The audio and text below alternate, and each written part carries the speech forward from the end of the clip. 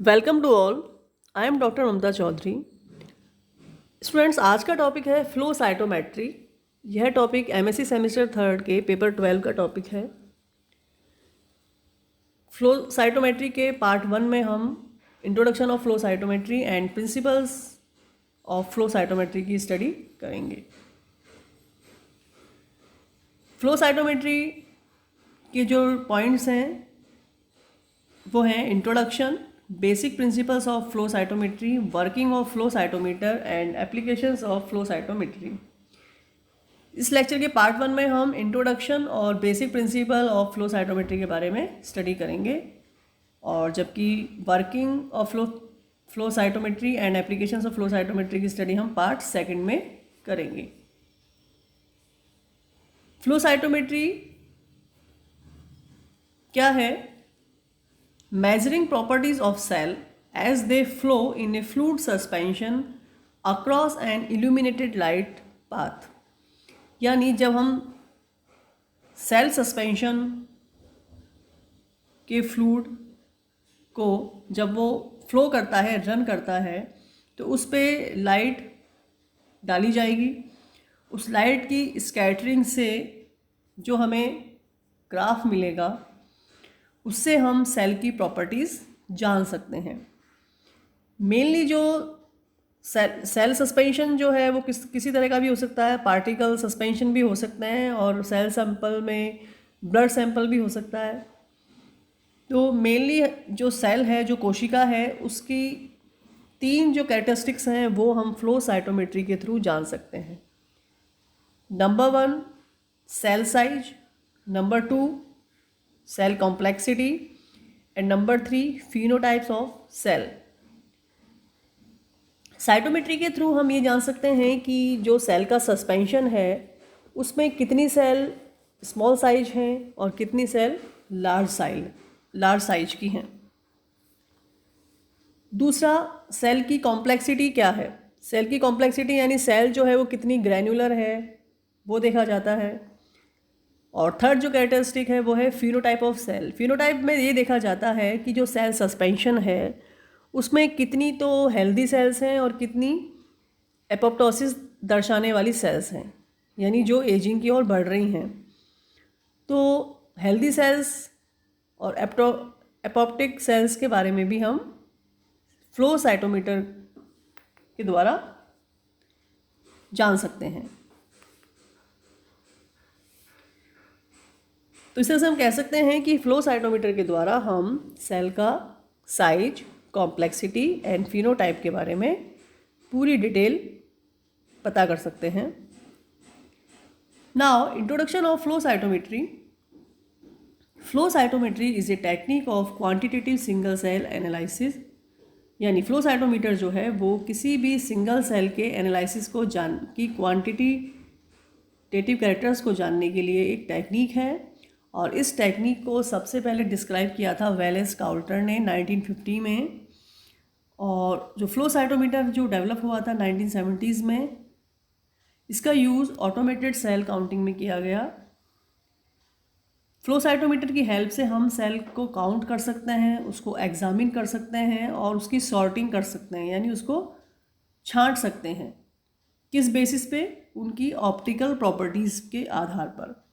और optical properties क्या होती हैं? Scattering and fluorescence. यानी किसी सेल के ऊपर जब लाइट पड़ती है तो वो जो लाइट जब गिरती है तो उससे टकरा के वो कितनी फैलती है, कितनी स्कैटर्ड होती है, उसके बेसिस पे हम सेल की प्रॉपर्टीज़ पता करते हैं। दूसरा है फ्लोरेसेंस।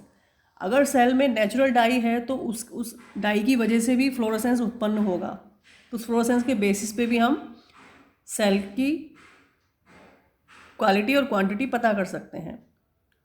जिन सेल्स में फ्लोरोसेंस नहीं होता उनमें हम फ्लोरोसेंट डाई का यूज़ करके उस सेल की प्रॉपर्टीज़ के बारे में पता लगा सकते हैं।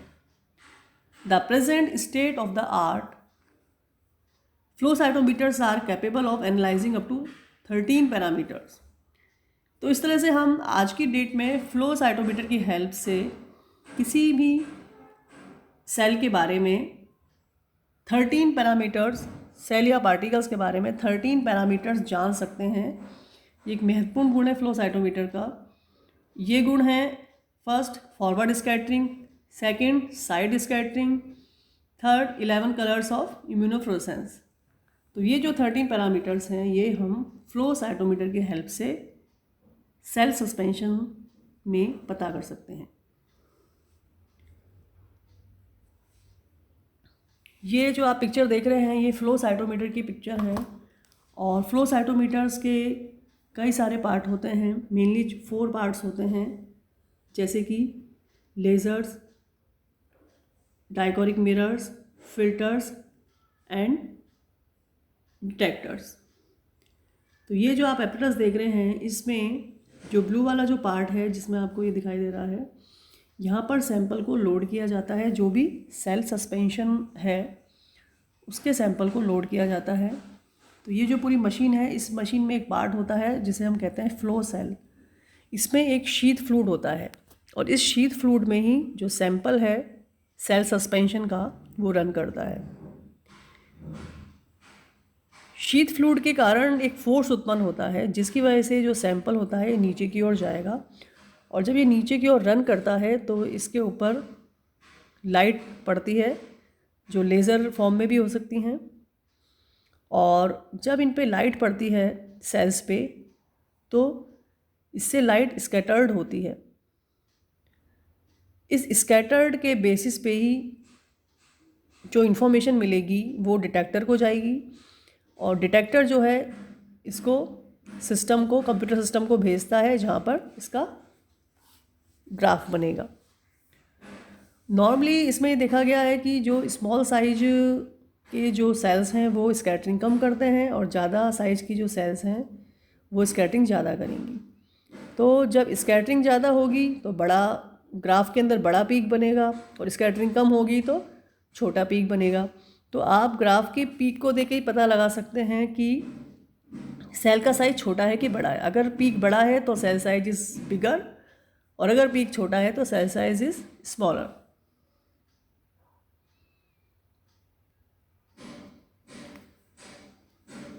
तो ये कंपोनेंट्स हैं। तो इसमें आप देख रहे हो कि सबसे पहले जो है ऊपर जो दिखाई दे रहा है हमको फ्लूइडिक सिस्टम दिखाई दे रहा है। इसी में ही जो है चारों ओर जो आपको दिखाई दे रहा है वो शीथ फ्लूइड है। बीच में जो है इसमें सेल सैंपल जो है वो रन कर रहा है। फिर इसमें लेज़र रेज इस सेल सैंपल से गुजर रही हैं और ये जा रही हैं फिल्टर्स से, और फिल्टर से ये जा रही हैं डिटेक्टर से, और डिटेक्टर से फिर ये जाती हैं स्क्रीन पे जहाँ पे हमको ग्राफ दिखाई देता है। तो इस तरह से फ्लो साइटोमीटर काम करता है। Basic principles of flow cytometry. First, we prepared single cell or particle suspension which is necessary for flow cytometric analysis। सबसे पहले फ्लो साइटोमेट्री में हमें सिंगल सेल का या पार्टिकल का सस्पेंशन तैयार करना होता है ताकि हम इसका साइटोमेट्रिक एनालिसिस कर पाएँ। द सस्पेंशन ऑफ सेल्स और पार्टिकल्स इज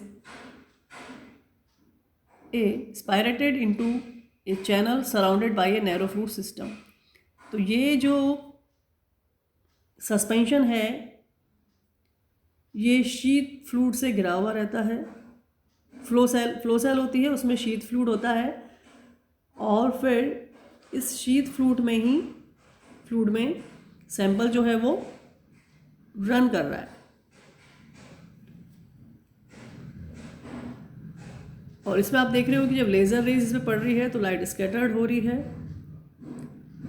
जो आगे जाके डिटेक्टर्स के पास जाती है। They pass one at a time through a focused laser beam. The light is either scattered और absorb when it strikes a cell. तो जब लाइट पड़ती है सेल सैंपल पे तो या तो वो स्कैटर्ड होगी या वो अब्जॉर्ब कर दी जाती है सेल्स के द्वारा। Light scattering is dependent on the internal structure of the cell and its size and shape। किसी भी सेल पर जब लाइट पड़ती है तो उससे जब वो स्कैटर्ड होती है तो वो निर्भर करती है वो कितना स्कैटर्ड हो रही है। ये डिपेंड करता है सेल के संरचना पर, उसके साइज पर और उसके शेप पर। तो ये 3 जो फैक्टर्स हैं ये इम्पोर्टेंट होते हैं कि सेल का साइज क्या है, सेल की संरचना क्या है और सेल का शेप क्या है। Size, shape and structure of cell, ये 3 जो फैक्टर्स हैं इस पे लाइट स्कैटरिंग डिपेंड करती है। Absorb light of the appropriate wavelength में बी री एमिटेड एज फ्लोरोसेंस। तो ये जो लाइट जो भी एब्जॉर्ब की जाती है सेल्स के द्वारा, तो ये वापस से एमिट भी की जाती है। किस रूप में? फ्लोरोसेंस के रूप में। और फ्लोरोसेंस के लिए इसमें फ्लोरोसेंट सब्सटेंसेस यूज़ किए जाते हैं सेल में। उन सब्सटेंसेस के यूज़ करने से सेल जो है उससे फ्लोरोसेंस उत्पन्न होता है। तो आप इसमें देख रहे हो कि ये जो सेल है इसमें एक पर्टिकुलर सेल के ऊपर लाइट पड़ रही है। अब ये लाइट अगर सीधी चलती है तो हम इसको क्या कहेंगे? Forward scattering. और अगर लाइट जो है परपेंडिकुलर हो जाती है सेल की डायरेक्शन से, सेल के परपेंडिकुलर जाती है, तो इसे हम कहेंगे साइड स्कैटरिंग। तो जो लाइट स्कैटरिंग होती है वो 2 प्रकार की होती है, side scattering and forward scattering. Forward scattering जो होगी वो इंसिडेंट लाइट के सीध में होगी और जो साइड स्कैटरिंग होगी वो इंसिडेंट लाइट की डायरेक्शन के परपेंडिकुलर होगी, यानी वो 90 डिग्री का एंगल बनाएगी। Light and fluorescence scattered signals are detected by a series of photodiodes and amplified. तो जो भी लाइट और फ्लोरोसेंस से जो भी स्कैटरिंग हो रही है उसके जो सिग्नल्स हैं वो फोटोडायोड्स के द्वारा डिटेक्ट किए जाते हैं और फिर उनका आगे एम्पलीफिकेशन कर दिया जाता है। Optical filters are essential to block unwanted light and permit light of the desired wavelength to reach the photo detector. Photo detector से पहुंचने से पहले जो लाइट है उसे फिल्टर किया जाता है ऑप्टिकल फिल्टर की हेल्प से, ताकि जो भी अनवांटेड लाइट है उसको ब्लॉक किया जा सके और परमिट लाइट ही जो है वो फोटो डिटेक्टर तक पहुंच सके, ताकि हमें एप्रोप्रिएट जानकारी मिल सके। Fluorescein, isothiocyanate, Texas red and phycoerythrin are the most common fluorescent dyes used in the biomedical sciences. ये 3 प्रकार की मेन डाइज हैं जिनका प्रयोग बायोमेडिकल साइंस में किया जाता है। Large number of cells are analysed in a short period of time. Flow cytometry का जो सबसे इम्पॉर्टेंट आस्पेक्ट है या यूज़फुल एप्लीकेशन है वो ये है कि इसमें हम एक शॉर्ट टाइम में भी लार्ज नंबर ऑफ सेल्स यानी बहुत अत्यधिक मात्रा की कोशिकाओं के बारे में हम अध्ययन कर सकते हैं, उनको एनालाइज कर सकते हैं। तो इस तरह से हम फ्लो साइटोमीटर की हेल्प से सेल के जो कैरेक्टरिस्टिक्स हैं उनके बारे में हम पता कर सकते हैं। और जैसा कि हमने भी पढ़ा कि सेल कैरेक्टरिस्टिक्स क्या क्या होते हैं, एक बार इसको और समराइज़ कर देते हैं कि फ्लो साइटोमीटर के जो कंपोनेंट्स हैं उनसे सेल सैंपल गुजरता हुआ उनसे इन्फॉर्मेशन मिलती है और अल्टीमेटली सिस्टम के पास जाती है, कंप्यूटर की स्क्रीन पर आती है। तो इसको एक बार हम वापस रिवाइज कर देते हैं। तो सबसे पहले क्या होगा कि हम जो शीट फ्लूइड है उसमें सेल सैंपल को डालेंगे। उस सेल सैंपल को डालते ही वो नीचे डाउनवर्ड इसमें नीचे की ओर आ रहा है, जैसे कि आप देख रहे हो। ऊपर जो लाइट ग्रीन वाला जो है वो लोडिंग साइड है जहाँ से हम सेल सैंपल को लोड कर रहे हैं, और इसके लेफ़्ट साइड से लेज़र रेज निकल रही हैं। ये लेज़र रेज जो हैं इससे गुजर रही हैं सेल सैंपल्स से, सेल से टकराती हुई इनसे स्कैटरिंग हो रही है। फिर ये जो सेल से जो स्कैटरिंग लाइट है वो फिल्टर से होके जा रही है, ताकि फिल्टर जो है वो अनवांटेड लाइट को हटा दे। इस फिल्टर से होती हुई ये डिटेक्टर्स तक जा रही हैं, और डिटेक्टर्स जो है इस इंफॉर्मेशन को एम्पलीफाइड करके कंप्यूटर स्क्रीन पर भेज देता है, जहाँ पे हमको इसके ग्राफ दिखाई देते हैं। सेल सैंपल के डिफरेंट ग्राफ्स हमको इसमें दिखाई देते हैं। फिर इन ग्राफ्स की जो पीक हैं उन पीक्स की स्टडी करके हम सेल के कैरेक्टरिस्टिक्स को जान सकते हैं। जैसे अगर छोटा पीक है तो उसका मतलब कम स्कैटरिंग कम हुई है। स्कैटरिंग कम क्यों हुई है? क्योंकि सेल का साइज छोटा है। अगर हमें बड़ा पीक दिख रहा है तो उसका मतलब बड़ा पीक दिख रहा है तो ज़्यादा स्कैटरिंग हुई है। और ज़्यादा स्कैटरिंग क्यों हुई है? क्योंकि सेल का साइज बड़ा है। इसी तरह से अगर छोटा पीक है तो सेल जो है उसकी कॉम्प्लेक्सिटी कम होगी, और बड़ा पीक है तो सेल की कॉम्प्लेक्सिटी ज़्यादा होगी। तो इस तरह से हम सेल की सभी प्रॉपर्टीज़ का फ्लो साइटोमीटर की हेल्प से पता लगा सकते हैं। So this is all about introduction and principles of flow cytometer. Thank you.